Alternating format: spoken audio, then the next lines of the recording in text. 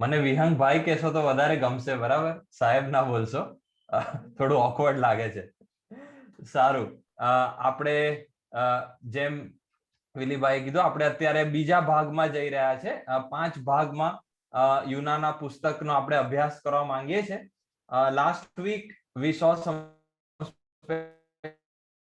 Special characteristics about the book.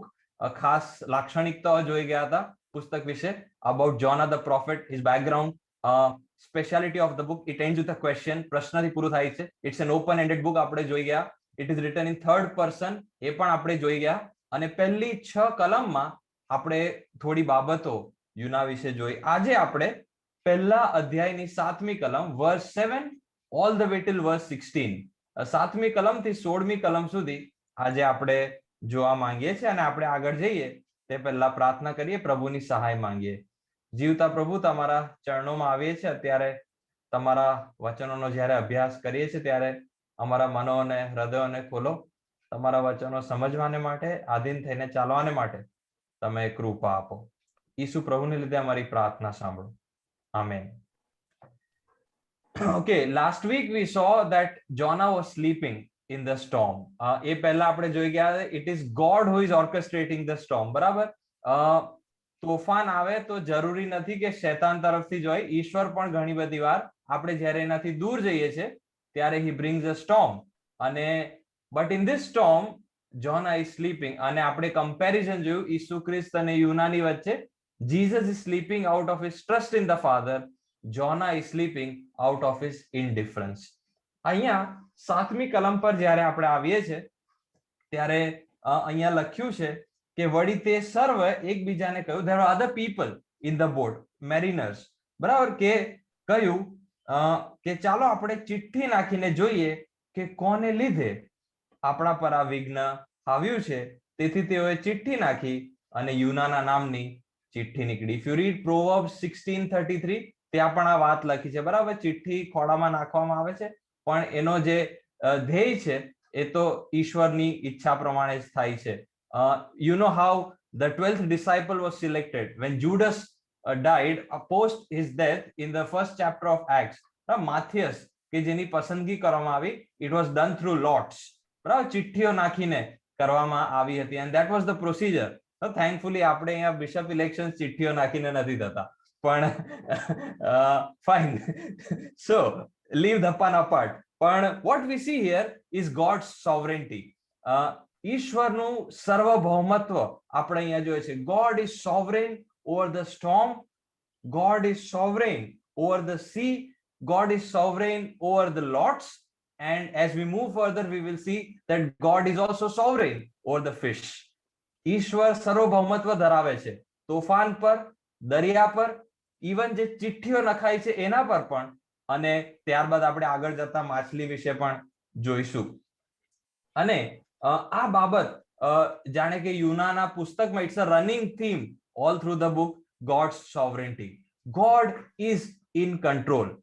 In spite of Jonah's disobedience, God still continues, carries forward his mission. માણસ અવિશ્વાસુ બને પણ ઈશ્વર એ વિશ્વાસુ જ રહે છે. We may become unfaithful to God, but God always remains faithful. ઈશ્વર એમનું કાર્ય એ બંધ પાડતા નથી, આપણે અહીંયા જોઈએ છે. And then there's a plethora of questions. બહુ બધા પ્રશ્નો પૂછવામાં આવે છે યુનાને. જ્યારે ચિઠ્ઠી એના નામની આવે છે, we read in verse 8, ત્યારે તેઓએ તેને પૂછ્યું, કૃપા કરીને અમને કહે કે તું કોણ છે કે જેને લીધે આ વિઘ્ન અમારા પર આવ્યું? તારો ધંધો શું છે? તું ક્યાંથી આવે છે? તારો દેશ કયો છે? તારી પ્રજા, no, what is your tribe? Which nation you belong to? What is your occupation? A lot of questions that are put before Jonah. Because આ તે કેવો માણસ છે કે જેને લીધે આપણે બધા જ આ તોફાનમાં ફસાઈ ગયા? That is the question. What kind of a person is this? Is he some miracle worker, some prophet? No. આ કેવો માણસ છે કે જેને લીધે આટલું મોટું તોફાન ઈશ્વર લઈ આવે છે? And now the question is, there's something very important that Bible tells us, અને તો એ કે there are storms which are brought by us in lives of people. એક સિમ્પલ ઉદાહરણ તમને આપું. In fact what I would like to call is the community character. No, we are destined to be in community. આપણે જ્યારે ઉત્પત્તિનું પુસ્તક વાંચીએ ત્યારે લખ્યું છે માણસ એકલો રહેતે સારું નથી, બરાબર. ઇન એક્લિસિયાસ્ટિસ કહે છે કે એક કરતા બે સારા. so many times these verses are interpreted only within a marital context, પણ આ લગ્ન કરતા પણ વિશેષ ઈશ્વર કઈ અહીંયા વાત કરી રહ્યા છે is that human being are created to exist in community. cultures, civilizations એ બધું બનાવનાર આપણે છે, એના સર્જન કરતા આપણે છે. we have created cultures, we have created languages, we have created civilizations. Because our God exists in a community within the Trinity, we are created in a way that we ought to exist within a community. અને એક રીતે જો કહીએ તો આપણી જે ઓળખ છે એ કોમમાં જ આવે છે, આપણી વ્યક્તિગત કોઈ ઓળખાણ નથી. our identity is revealed within a community. દાખલા તરીકે આજે હું ગુજરાતમાં છું અથવા તો આપણી ગુજરાતીઓની મધ્ય છું, તો today I stand as a Gujarati. હું જ્યારે મારી કોલેજ જાઉં તો I belong to a group known as members of so and so college. બરાબર. હું જો મારા ચર્ચમાં જાઉં તો I am a member of so and so church. I cannot identify myself outside of the community. Barabar. I cannot identify myself, none of us actually, outside the community. Our identity depends on the community. એ રીતે આપણું મારું ને તમારું સર્જન કરવામાં આવ્યું છે કે આપણી ઓળખ એમાં થાય. ઇબ્રાહિમ અને ઇબ્રાહિમના જીવનમાંથી જો એક આપણો દાખલો જોઈએ તો you know the story of Sodom and Gomorrah. Abraham interceded, એને મધ્યસ્થતા કરી કે પ્રભુ જો 50 માણસ હોય તો ઈશ્વર કહે છે જો તો હું આ શહેરનો નાશ નહીં કરું. and then he keeps on reducing. બરાબર. 45 હોય તો what if there are 40, what if there are 35? he keeps on reducing, right? He is sort of bargaining. ઈશ્વરની સાથે ભાવતાલ કરે છે કે, અને કહેવાનું તાત્પર્ય કે one person's righteousness would have saved Sodom and Gomorrah. આ એક ઉદાહરણ છે. સિમિલર ટુ ધેટ બીજું એક ઉદાહરણ આપણે યહોશુઆના પુસ્તકમાં જોઈએ છે, ધ બુક ઓફ જોશુઆ, કે જ્યાં they won a marvelous victory against Jericho. યરીખોની સામે બહુ અદ્ભુત રીતે એ લોકો જીત્યા, અને પછી એ લોકો બીજું એક બહુ નાનું શહેર એના પર કબજો લેવા ગયા with barely 3,500 men, 3,500 લોકો, અને 27 to 28 people died. આઈ નામનું એક શહેર હતું, એની સામે એ લોકો હારી ગયા. અને જ્યારે યહોશુઆએ ઈશ્વર આગળ આ વાત મૂકી કે why did we lose, and he pointed out one person, આખાન. બે બહુ ઇમ્પોર્ટન્ટ ઉદાહરણ છે આપણા માટે. one person's righteousness can save a nation, one person's unrighteousness can destroy a nation. એક માણસનું ન્યાયપણું એ આખા રાજ્યનો બચાવ કરી શકે છે, એક માણસનું અવિશ્વાસુપણું, અન્યાયપણું એ આખા દેશનો વિનાશ પણ હોરી શકે છે. and this is exactly what we see in the book of Jonah. ઇબ્રાહિમને તેડવામાં આવ્યો, અને જ્યારે એને તેડવામાં આવ્યો ત્યારે ઈશ્વરે કીધું કે તારામાં સર્વ જાતિઓ આશીર્વાદિત થશે. in you all the nations of the earth shall be blessed. અહીંયા યુના જે છે બીજા લોકોને માટે આશીર્વાદ રૂપ થવાને બદલે એમના જીવનમાં તોફાન લઈને આવે છે. and we need to introspect, where do we stand? Do we stand as Abraham or do we stand as Achan? શું આપણે લીધે લોકોના જીવનમાં આશીષ આવે છે કે પછી આપણે યુનાની જેમ બીજાના જીવનમાં તોફાન લઈને આવીએ છીએ? We need to introspect. પછી we move on to the 9th verse 9. નવમી કલમ, તેણે તેઓને કહ્યું, what a wonderful answer. બરાબર. I am a Hebrew, હું હિબ્રુ છું, અને હું સમુદ્ર તથા કોરી ભૂમિના કરતા સૈન્યના દેવ યહોવાનો ભક્ત છું. Now this is hypocrisy at its height. મોદીજીના શબ્દોમાં કહીએ તો hypocrisy की भी सीमा होती है. बराबर. Very famous lines from Mr. Narendra Modi. Jonah was running away from God. ઈશ્વરની હાજરીથી, ઈશ્વરની ઈચ્છાથી નાસી જતો તો યુના. અને when he is asked કે ભાઈ તું કોણ છે, તો એ શું કહે છે ખબર છે? હું હિબ્રુ છું, સમુદ્ર તથા કોરી ભૂમિના કરતા સૈન્યના દેવ યહોવાનો હું ભક્ત છું. What he thinks is by his theologically brilliant answer, he can sabotage the questions of the mariners. What he's thinking is that by his theologically brilliant answers, he will be able to sabotage the questions posed by the mariners. And my dear friends, so many times, ઘણી બધી વાર ઇતિહાસ આ વાતનો ગવાહ છે કે આપણે ધર્મને એક કવર અપ તરીકે વાપર્યું છે. ધર્મના નામે જે યુદ્ધો લડવામાં આવ્યા, જે વાયોલન્સ કરવામાં આવ્યું, પછી એ કોઈ પણ ધર્મ હોય, એનો પાર નથી, એનો પાર નથી. સો મેની ટાઈમ્સ, અને એમાં ખ્રિસ્તીઓ પણ આવી જાય, બરાબર. We have used religion as a cover up. અને વાલાઓ, આ બાબતથી સાવધ રહેવાને માટે, આ બાબતથી બચવાને માટે યુનાનું પુસ્તક આપણને પ્રેરણા આપે છે, પડકાર આપે છે કે આપણે આવું ના કરીએ. ધર્મનો ઉપયોગ ખોટી રીતે નહીં, પણ ખરા અર્થમાં ઈશ્વરને આપણે ભજનારા થઈએ. અને માટે ઈસુ ખ્રિસ્ત માથી 7 અને 21 બહુ સુંદર રીતે કહે છે, દરેક જણ જે મને પ્રભુ પ્રભુ કહે છે તે નહીં, પણ જે મારા બાપની ઈચ્છા પ્રમાણે કરે છે તે જ તેના રાજ્યમાં પ્રવેશ કરશે. Very beautifully, very simply Jesus Christ puts it, બરાબર.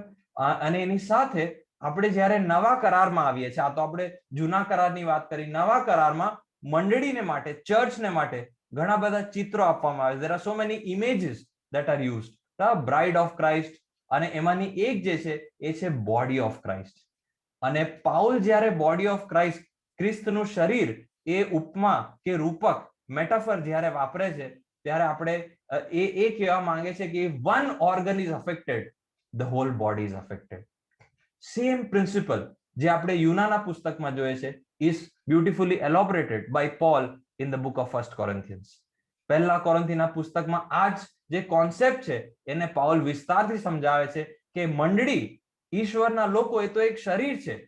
જો એક અંગ બગડે તો એની અસર આખા શરીર પર થાય છે. અને એવું જ કંઈક આપણે યુનાના પુસ્તકમાં અહીંયા જોઈએ છે. 1 થી 7 કલમ, 1 થી 7 થી 10 કલમોમાં, સોરી, ત્યારે 10મી કલમ, ત્યારે તે માણસો, means the other people in the boat, the sailors may be, અતિશય ગભરાયા ને તેઓએ તેને કહ્યું, તે આ શું કર્યું? કેમ કે તેના કહ્યાથી તે માણસોએ જાણ્યું કે યહોવાની હજુરમાંથી તે નાસી જાય છે. Jonah's decision had wide repercussions. યુનાએ જે નિર્ણય લીધો ઈશ્વરની હજુરમાંથી નાસી જવાનો, એના બહુ ઊંડા જનારા પરિણામો હતા. અને એ ફક્ત એને જ અસર કરનારા નહોતા, એ હોડીમાં બીજા પણ જે લોકો હતા એને પણ અસર કરનારા હતા. અને હવે આજનું જે શીર્ષક છે ઇમેજ ઓફ ક્રાઇસ્ટ, એના પર આપણે આવીએ છીએ. And we move on to the next phase, versus 11 to 16. 11 થી 16 કલમ, 17મી કલમ આપણે આજે નહીં લઈએ, we will do it next time. 11 થી 16 જો આપણે જોઈએ તો અહીંયા લખ્યું છે, પછી તેઓએ તેને પૂછ્યું કે અમે તેનું શું કરીએ કે સમુદ્ર અમારે માટે શાંત થાય? અમે તેનું શું કરીએ, તને શું કરીએ કે સમુદ્ર અમારે માટે શાંત થાય? કેમ કે સમુદ્ર વધારે ને વધારે તોફાની થતો જતો હતો. ઇંગ્લિશ ટ્રાન્સલેશનમાં એવું લખ્યું છે, ધ સી વોઝ ગ્રોઈંગ મોર ટેમ્પેસ્ટુઅસ. બરાબર, તોફાની થઈ રહ્યો હતો એવું લખવામાં આવ્યું છે. અને the question is, what can be done to Jonah to calm the storm? બરાબર, આ તોફાનને શાંત પાડવા શું યુનાને કરી શકાય? આના પર આપણે ફરીને એકવાર આવીશું, બરાબર. Will slightly move ahead and then ફરીને એકવાર આ કલમ પર આવીશું. 12મી કલમ, તેણે તેઓને કહ્યું, મને ઉંચકીને સમુદ્રમાં ફેંકી દો, એટલે સમુદ્ર તમારે માટે શાંત થશે, કેમ કે હું જાણું છું કે મારે લીધે આ મોટું તોફાન તમારા પર આવી પડ્યું છે. હી એકનોલેજીસ કે મારે લીધે આ તોફાન આવી પડ્યું છે. સો આઈ એમ ધ સોલ્યુશન. શું કરો? મને ઉચકીને દરિયામાં નાખી દો. નવ, મારો પ્રશ્ન એ છે કે ભાઈ તું પોતે કેમ નથી કૂદી જતો? Why don't you jump yourself? મારે જવાબદારી નથી લેવી. મે બી યુ નો, કદાચ એના માટે સુસાઇડ કરવું પાપ હશે, આઈ ડોન્ટ નો, બટ પોતે નથી કૂદી જતો. શું કહે છે? તમે મને નાખી દો, કારણ કે તોફાન મારે લીધે એ થયું છે. અને 13મી કલમ, વર્સ 13, પરંતુ કિનારે પહોંચી જવાને માટે તે માણસોએ બહુ જ હલેસા માર્યા પણ તેઓ પહોંચી શક્યા નહીં, કેમ કે સમુદ્ર તેમની સામે વધારે ને વધારે તોફાની થતો ગયો. They tried everything. હવે આપણે એક વસ્તુ સમજવાની જરૂર છે. જે લોકો હોડીમાં હતા, બીજા લોકો, એ લોકો સામાન્ય લોકો નતા. એ લોકો આ દરિયાની મુસાફરી વારંવાર કરનારા લોકો હતા. they were well trained mariners, sailors, બરાબર. they knew how to read the compass, they knew how to see the winds. અને એ લોકો બહુ અનુભવી લોકો હતા. આ દરિયાની સાથે દરિયામાં નવા મુસાફરો નતા. આ દરિયાને બહુ સારી રીતે પરખનાર, જાણનાર, એમાં મુસાફરી કરનાર લોકો હતા. એમના બધા જ પ્રયત્નો કર્યા પણ તોફાન શાંત પડ્યું નહીં. તોફાન શાંત પડ્યું નહીં. ભલો આ જગતના લોકો બધા જ માર્ગો કરે છે પણ જે તોફાનમાં આપણે છે ને એનાથી શાંત નહીં પડે. આપણે જાત્રાઓ કરીએ છીએ, દાન ધર્મ કરીએ છીએ, બરાબર, જેને આપણે કર્મો કહીએ, સારા કર્મો, એ બધું જ મનુષ્ય જાત કરે છે. But mind you, none of it is enough to calm the storm. એ તોફાનને શાંત પાડવાને માટે એટલું પૂરતું નથી. મનુષ્યના તમામ પ્રયત્નો આ તોફાનને શાંત પાડી શકતા નથી. All human efforts fail to calm the storm. અને પછી એમાં આપણે આગળ જઈએ છે, વધારે તોફાની થતું ગયું. વર્સ 14. એથી તેઓએ યહોવાની પ્રાર્થના કરીને કહ્યું, હે યહોવા, અમારા પર કૃપા કર, કેમ કે આ માણસના મરણને લીધે અમારો નાશ ન થાય. એ અમારે શિરે નિર્દોષ રક્ત પાડવાનો દોષ મૂકીશ નહીં. કમ બેક ટુ વર્સ 11, 11મી કલમ. તેઓએ તેને પૂછ્યું, અમે તને શું કરીએ કે તોફાન શાંત પડી જાય? What should we do to you? ઘણા બધા વર્ષો પછી, યુનાના ઘણા બધા વર્ષો પછી આ જ સવાલ ઈસુ ખ્રિસ્તને પિલાતે કર્યો હતો. What should we do to him? આનું આપણે શું કરીએ? અને લોકોએ ત્યારે કીધું કે બારાબ્બાસને છોડો અને વધસ્તંભે જડાવો. બારાબ્બાસને છોડો અને વધસ્તંભે જડાવો. Hundreds of years later, the same question was posed to another Jonah, Jesus Christ. પિલાતે કીધું, what should we do to him? આનું આપણે શું કરીએ? કારણ કે there was a political storm brewing up, બરાબર. કારણ કે જો એ ઈસુને સજા ના કરે તો જે યહૂદીઓ છે એ બંધ કરે, and any kind of political instability is making his own chair insecure. એની સત્તાની જે ખુરશી છે એને અસલામત બનાવી દે છે, પોલિટિકલ ઇનસિક્યોરિટી. અને માટે he chooses a very diplomatic solution. અને એ તો એક ઈસુ ખ્રિસ્તને વધસ્તંભે જડાવવા. અને આપણે બધા જાણીએ છીએ એ વાત. એ શું કરે છે? હાથ ધોઈ નાખે છે, બરાબર. he calls for a basin અને એમાં હાથ ધોઈ નાખે છે. આનું રક્ત કે છે મારા શિરે નહીં, it is on your heads.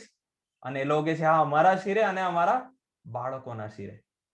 Come back to વર્સ 14, 14મી કલમ. એથી તેઓએ યહોવાની પ્રાર્થના કરીને કહ્યું, યહોવા, અમારા પર એવી કૃપા કર કે આ માણસના મરણને લીધે અમારો નાશ ન થાય.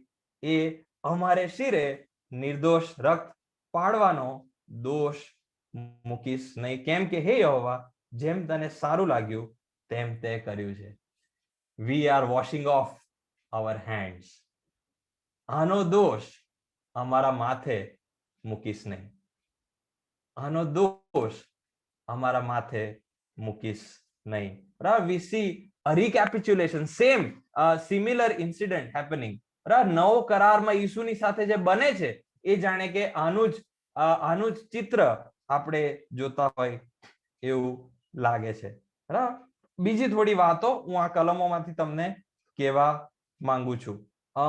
13મી કલમ ફરીને એકવાર, વર્સ 13. પરંતુ કિનારે પહોંચી જવાને માટે તે માણસોએ બહુ હલેસા માર્યા પણ તેઓ પહોંચી શક્યા નહીં. 12મી કલમ, સોરી હું તમને ઊંધું વંચાવું છું પણ એ જરૂરી છે. વર્સ 12. યુના કહે છે મને ઉચકીને ફેંકી દો એટલે સમુદ્ર શાંત પડી જશે. વેલ, બરાબર, લુક એટ ધ પ્લોટ. બરાબર, પ્લોટ ને બહુ ધ્યાનથી જો. યુના શું કે છે? મને ઉચકીને નાખી દો તો તોફાન શાંત પડી જશે. એ લોકો શું કરે છે? ડુ ધે થ્રો હિમ? એ લોકો નાખે છે ના, they are trying other means.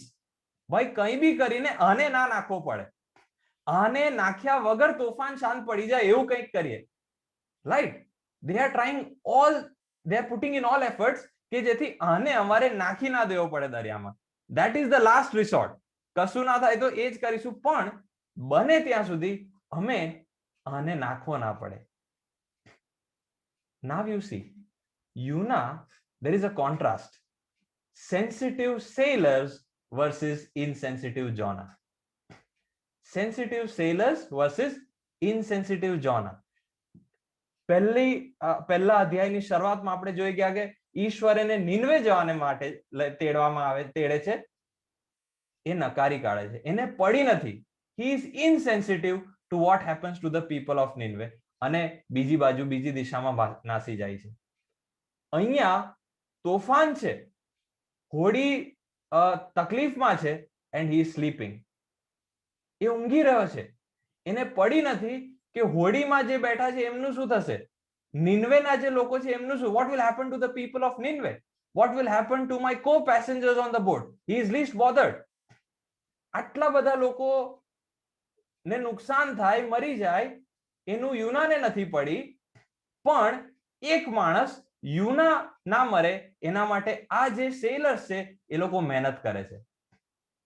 ઇનસેન્સિટિવ જોના, sensitive sellers, બહુ અદ્ભુત કોન્ટ્રાસ્ટ આપણે અહીંયા જોઈએ છે બંનેની વચ્ચે. અને ધીસ ઇઝ અ પિક્ચર, અને આપણે આપણી મંડળીને આજે જોવાની જરૂર છે. Are we sensitive to the needs? ઘણી બધી સ્થાને જ્યાં મંડળીએ આગળ પડતો ભાગ ભજવવો જોઈએ ત્યાં બીજા લોકો ભજવી રહ્યા છે.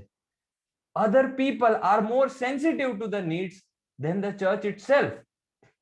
This is a wake up call. યુનાને કીધું ઉઠ અને જા, it was a wake up call, and this book is a wake up call to the modern day church. હું મારું સ્પેશિયલાઇઝેશન મિશન્સમાં છે, બરાબર, એટલે કશું બી આપશો તો મિશન તો આવશે જ વચ્ચે. સો that is the whole point. Are we sensitive towards the needs of others, or are we like Jonah, insensitive to the people perishing around us? The sailors were sensitive. જે નાવિકો હતા એ લોકોને એક માણસને નાખી દેવો પડે એનાથી એમને ફરક પડે છે, યુનાને આટલા બધા લોકોનું શું થાય એનાથી કંઈ ફરક પડતો નથી. Where does the church stand today? આપણે આજે ક્યાં છે આપણે વિચારવાની જરૂર છે. એટલું જ નહીં, પણ if you read in the English translation also, એક કલમ હું વાંચીશ, 14મી કલમ, એથી તેઓ એટલે the other people in the boat. આપણને ખબર નથી એ લોકો યહૂદી હતા કે નહીં, we do not know their identity. હા, તેઓએ યહોવાની પ્રાર્થના કરી અને કહ્યું, હે યહોવા અમારા પર કૃપા કર. યહોવા શબ્દ વાપર્યો છે. In your English translations it is the word lord. અંગ્રેજીમાં બે શબ્દો છે, લોર્ડ અને ગોડ. હિબ્રુમાં જ્યાં જ્યાં યાહવે આવે છે ત્યાં ઇંગ્લિશ ટ્રાન્સલેશનમાં લોર્ડ વાપર્યું છે. જ્યાં જ્યાં એલોહિમ આવે છે ત્યાં ત્યાં ગોડ વાપર્યું છે, with a capital G and a capital L, of course. બરાબર. God is a common name for the God of Israel, Abraham, Isaac, Jacob. Lord is a proper name કે જે મૂસાને પ્રથમ વખત આપવામાં આવ્યું હતું. મૂસાએ જ્યારે પૂછ્યું કે who are you, who is going to send me, મને લોકો પૂછે કે તને કોણે મોકલ્યો છે તો હું શું કહીશ? તો યહોવા બાપ એને કહે છે કે હું છું એ મને મોકલ્યો છે. I am who I am. અમુક જગ્યાએ લખ્યું છે I will be what I will be, બરાબર, અલગ અલગ ટ્રાન્સલેશનમાં. એ યહોવા એમનું પર્સનલ નામ એ આ નાવિકોના મુખમાંથી નીકળતા આપણે જોઈએ છીએ. એક બહુ તાજુબની બાબત છે, અને આ વસ્તુને આપણે સમજવાની જરૂર છે કે જે કોન્ટ્રાસ્ટ છે between insensitive Jonah and the sensitive sailors, અને મંડળી આજે ક્યાં છે. બરાબર, આપણે આગળ વધીએ. વર્સ 15. એમ કહીને તેઓએ યુનાને ઉંચકીને સમુદ્રમાં ફેંકી દીધો, એટલે સમુદ્ર ઉછળતો બંધ પડ્યો. સમુદ્ર ઉછળતો બંધ પડ્યો. It was necessary for Jonah to be thrown in order for the storm to be calm. એ તોફાનને શાંત પાડવાને માટે જે વસ્તુ મહત્વની હતી એ તો છે sacrifice. Sacrifice. A sacrifice was needed to calm the storm. અને દેવ બાપે એમના પુત્ર ઈસુ ખ્રિસ્તને આ તોફાનમાં મોકલ્યા કે જેમાં આપણે સપડાયેલા હતા. કદાચ દૂતો એવું પૂછ્યું હશે કે અમારામાંથી કોઈ જાય તો નહીં ચાલે? Is it necessary to send the son? અને કદાચ યહોવાએ કીધું હશે yes, it is necessary. ઈસુ ખ્રિસ્તે જ્યારે ગેથસેમાનીના બાગમાં પ્રાર્થના કરી કે જો બની શકે તો આ પ્યાલો મારાથી દૂર કર, and very firmly but very boldly God must have answered no. આ પ્યાલો નહીં દૂર થઈ શકે. વાલો, આપણા તમામ જે પ્રયત્નો છે તોફાનને શાંત પાડવાના એ નિષ્ફળ છે. All our efforts to calm the storm are worthless. It is only the sacrifice of Christ that can calm the storm of our lives. ઈસુ ખ્રિસ્તના બલિદાન વગર આપણા તોફાનોને કોઈ શાંત પાડી શકતું નથી. અને બીજી 15મી કલમમાં અને 16મી કલમમાં there are two sacrifices. આપણે બહુ ધ્યાનથી જોઈએ, બરાબર? In verse 15 આપણે જોઈએ છે કે યુનાને નાખી દીધો. There is a sacrifice of a man, બરાબર? યુનાનો sacrifice. 16મી કલમમાં જો તમે જો ત્યારે તે માણસોએ, the other people on board, બરાબર, માણસોને યહોવાનો અતિશય ડર લાગ્યો, તેઓએ યહોવાને બલિદાન આપ્યું ને માનતાઓ લીધી. They offered sacrifices to God. Now there are two sacrifices. Verse 15 there is a human sacrifice. Verse 16 there is a material sacrifice. Man and material. Now tell me, when was the calm storm? 15મી કલમમાં તોફાન શાંત પડ્યું કે 16મી કલમમાં? If you see carefully, after the first sacrifice itself the storm was calmed.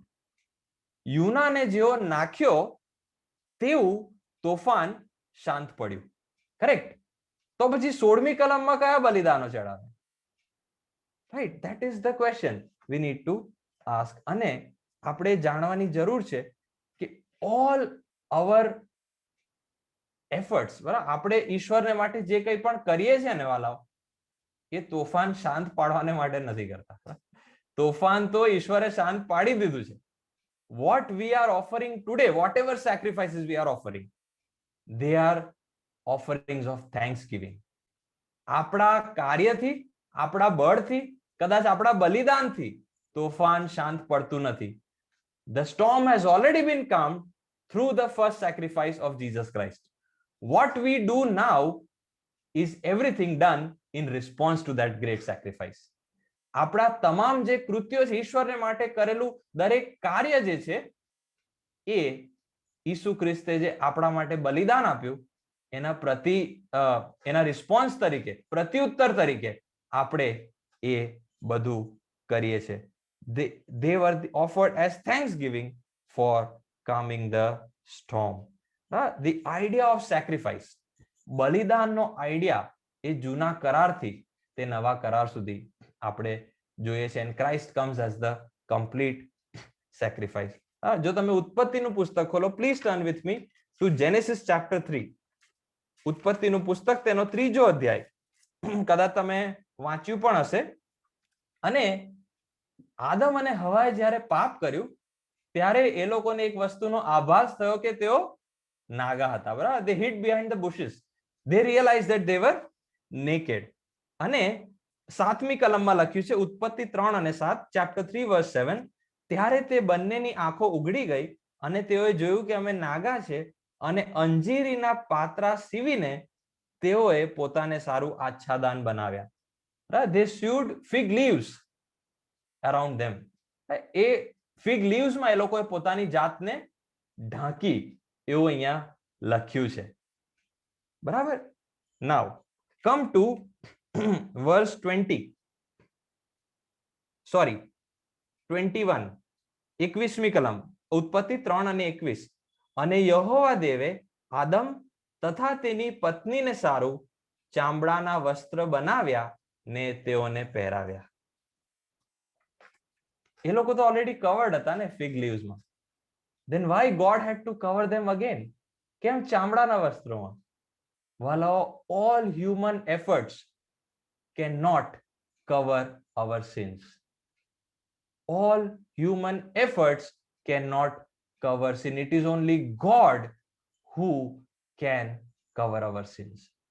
It is only God who can cover our sins. મનુષ્યના તમામ પ્રયત્નો પોતાના પાપને ઢાંકવાને માટે, છુપાવવાને માટે એ પૂરતા નથી, જ્યાં સુધી ઈશ્વર આપણા પાપોને નથી ઢાંકતા. વન મોર થિંગ, એમાં લખ્યું છે કે ચામડાના વસ્ત્રો સીવડાવ્યા. ચામડું ક્યાંથી આવ્યું? Where did the leather come from? Surely some animal would have been killed, right? કોઈક પ્રાણી ને તો માર્યું હશે. That is the first instance of sacrifice in the Bible. Explicitly બલિદાન શબ્દ અહીંયા વાપર્યો નથી, but we can understand, આપણે વિચારી શકીએ કે દેવ બાપે સૌ પ્રથમ બલિદાનનું આયોજન કર્યું મનુષ્યની નગ્નતા ઢાંકવાને માટે, to cover human sin, and it was only a temporary provision. You read all through the Old Testament, it is full of sacrifices. બરાબર? ઘણી બધી યાર આપણે કંટાળી જઈએ, right? It's very boring. Not 2 turtles and 1 dove and half a lamb. It's very boring. તમે વાંચો તો તમે કંટાળી જાઓ. But that was all a temporary provision. બરાબર? All the sacrifices that are mentioned, they are only a shadow.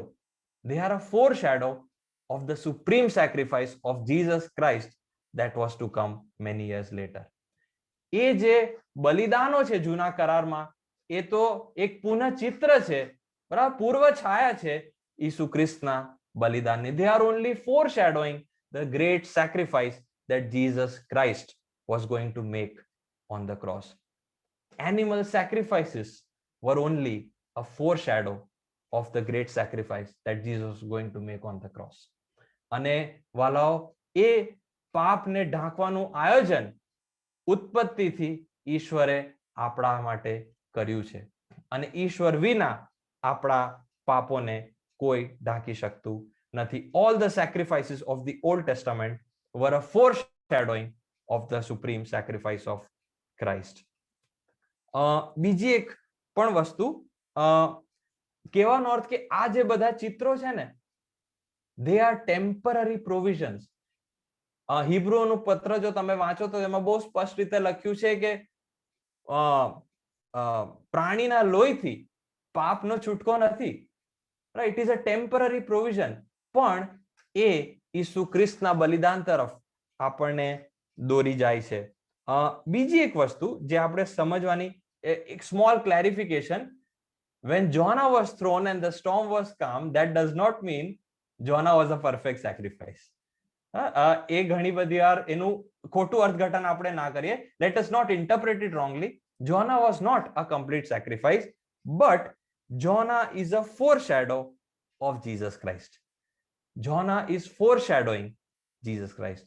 ઈસુ ખ્રિસ્ત જે મોટા પાયે કરવાના હતા, એનું નાનું ચિત્ર આપણે યુનામાં જોઈ શકીએ છીએ. Jonah is a miniature reflection of the great work that Christ was going to do on the cross. ઈસુ ખ્રિસ્તનું જે અદ્ભુત કાર્ય છે મનુષ્ય જાતના પાપમાંથી ઉદ્ધારને માટે, એનું નાનકડું ચિત્ર આપણે યુનામાં જોઈ શકીએ છીએ. Jesus is the true Jonah. અને માટે જો તમે કોરિન્થીયોને બીજો પત્ર, second Corinthians chapter 5 verse 21, chapter 5 verse 21, બીજો કોરિન્થી 5 અને 21 જો તમે વાંચો તો ત્યાં અહીંયા લખ્યું છે, આપણે તેનામાં દેવના ન્યાયપણા રૂપ થઈએ માટે જેણે પાપ જાણ્યું નતું તેણે તેને આપણા વાસ્તે પાપ રૂપ કર્યું. He who knew no sin was made sin for us. He who knew no sin was made sin for us. વાલાઓ, યુનાનું જે ચિત્ર છે એ ઈસુ ખ્રિસ્ત તરફ આપણને દિશા બતાવે છે. ઈસુ ખ્રિસ્તની એ પૂર્વ છાયા છે. he is foreshadowing the great work that Jesus would do in his time. The sacrifices in the Old Testament are a foreshadowing of the sacrifice that Jesus made on the cross. The provision, પાપને ઢાંકવાનું જે આયોજન છે, જે provision છે, એ ઉત્પત્તિના પુસ્તકથી ઈશ્વરે મનુષ્ય, કારણ કે મનુષ્ય પોતાના પાપ પોતાની મેળે ઢાંકી શકતા નથી. આપણા તમામ પ્રયત્નો એ આ તોફાનને શાંત પાડી શકતા નથી. All human efforts cannot calm the storm. All our efforts to cover our sin are failures. અને માટે it is God who has to intervene. અને ઈસુ ખ્રિસ્તને આ તોફાનમાં મોકલે છે અને એમનું બલિદાન આ પાપના તોફાનને શાંત પાડે છે. એમનું બલિદાન હંમેશને માટે, જે ચામડાના વસ્ત્રો હતા, જે પ્રાણીઓના બલિદાન હતા, animal સેક્રિફાઇસીસ, they were only temporary provisions. બરાબર, પણ ઈસુ ખ્રિસ્તનું જે રક્ત છે, એમનું જે બલિદાન છે, એ હંમેશને માટે આપણા પાપોને ઢાંકે છે. And Jonah points us to Jesus. And no wonder ઈસુ ખ્રિસ્ત શું કહે છે ખબર છે? યુના 3 દિવસ માછલીના પેટમાં રહ્યો. Someone greater than Jonah is here. આ ઈસુ ખ્રિસ્તના શબ્દો છે. Someone greater than Jonah is here. વાલાઓ, આ ટૂંકા મનન દ્વારા પ્રભુ આપણ દરેકને આશીષ આપો. આવતા અઠવાડિયે આપણે 17મી કલમ અને ત્યારબાદ બીજો અધ્યાય જે છે, જે યુનાનું આભાર સ્તુતિનું જે ગીત છે, એ આપણે જોવાના છે. બરાબર, ત્યાં સુધી ફરી મળીએ. ત્યાં સુધી આમેન. Thank you. Over to you વિલીભાઈ.